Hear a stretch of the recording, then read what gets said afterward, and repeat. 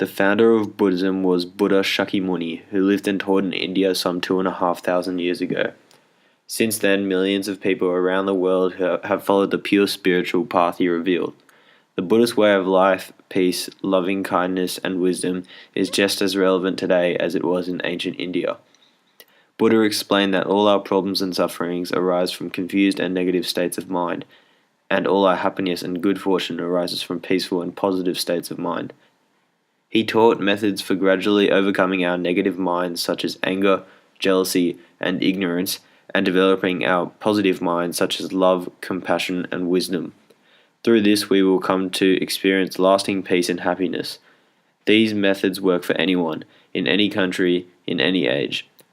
Once we have gained experience of them for ourselves, we can pass them on to others so they can enjoy the same benefits. The Buddha, also known as the Enlightened One, was an Indian prince named Siddhartha Gautama, who lived around 500 BCE. According to Buddhist tradition, the young prince lived an affluent and sheltered life until a journey during which he saw an old man, a sick man, a poor man, and a corpse. Shocked and distressed at the suffering in the world, Gautama left his family to seek enlightenment through asceticism. But even the most extreme asceticism failed to bring enlightenment to him. Finally, Gautama sat beneath a tree and vowed not to move until he attained enlightenment. Days later, he arose as the Buddha, the Enlightened One. He spent the remaining 45 years of his life teaching the path to liberation from suffering, the Dharma, and establishing a community of monks, the Sangha. There are two main movements in Buddhism: Theravada Buddhism, which is the way of the elders, and Mahayana Buddhism, which is the great vehicle, along with several other streams. Theravada Buddhism, or Southern Buddhism, maintains the importance of the community of monks. It emerged in 1st century BCE and uses the Pali Canon as the authoritative Buddhist scripture. It places emphasis on the relentless effort that is required to gain enlightenment and the difficulty of that path. There are approximately 100 million Theravadic adherents, most living in Sri Lanka, Myanmar, Cambodia, Laos, and Thailand. Mahayana Buddhism, or Eastern Buddhism, is more liberal and open to a wider range of authoritative texts and ideas. Its scripture was recorded in Sanskrit in 3rd century BCE and it usually develops in close relationships with the various indigenous religions it encounters. It tends to be more accepting of popular piety and statues of the Buddha, often used as objects of veneration. Other important streams of Buddhism include Lamaism, which is the dominant Tibetan form of Buddhism. Its most important text is the Tibetan Book of the Dead.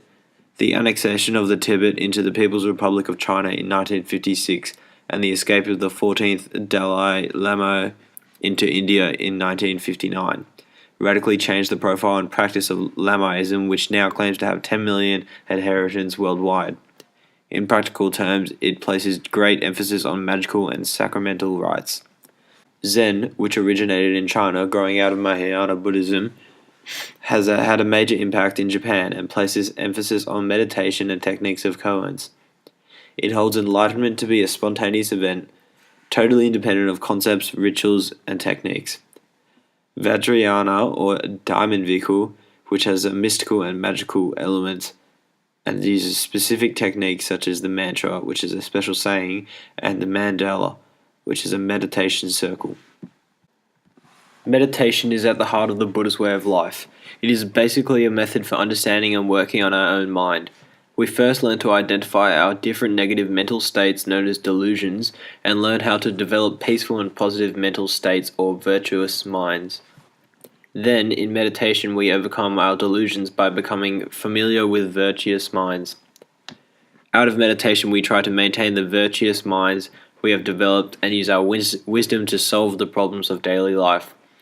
As our mind becomes more positive, our actions become more constructive, and our experience of life becomes more satisfying and beneficial to others. Anyone can learn basic meditation techniques and experience great benefits, but to progress beyond basic meditation requires faith in the three jewels: Buddha, Dharma, and Sangha. Usually people find these developed This develops naturally as they experience the benefits of their meditation practice. The spiritual path. The teachings of Buddha reveal a step-by-step path to lasting happiness.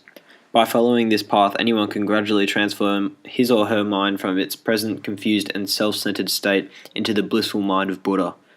As Geshe Kelsang says in his popular book, 8 Steps to Happiness, every living being has the potential to become a Buddha, someone who has completely purified his or her mind of all faults and limitations and has brought all good qualities to perfection. Our mind is like a cloud sky, in essence clear and pure but overcast by the clouds of delusions. Just as the thickest clouds eventually disperse, so too even the heaviest delusions can be removed from our mind. Delusions such as hatred, greed, and ignorance are not an intrinsic part of the mind. If we apply the appropriate methods, they can be completely eliminated, and we shall experience the supreme happiness of full enlightenment.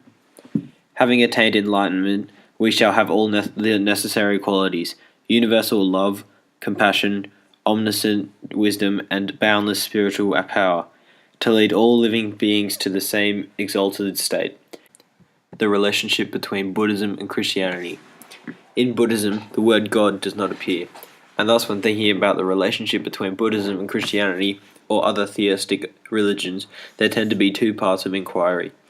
Taking Buddhism at face value as a system of ethical precepts, a philosophy of life, and a set of meditative practices, many Christians and Jews have found it quite possible to affirm major aspects of Buddhism without abandoning their own faith. For those folks, Buddhism can be seen as supplementing and enriching their own theistic faith and practice. For example, Robert Kennedy is a Jesuit priest and a theologian, but also a Buddhist master and leader of a Zendo or meditation center in New York City. In one of his books, Zen Gifts to Christians, he reports that many people who are interested in nurturing their spirituality have found a way forward through the study and practice of Buddhism.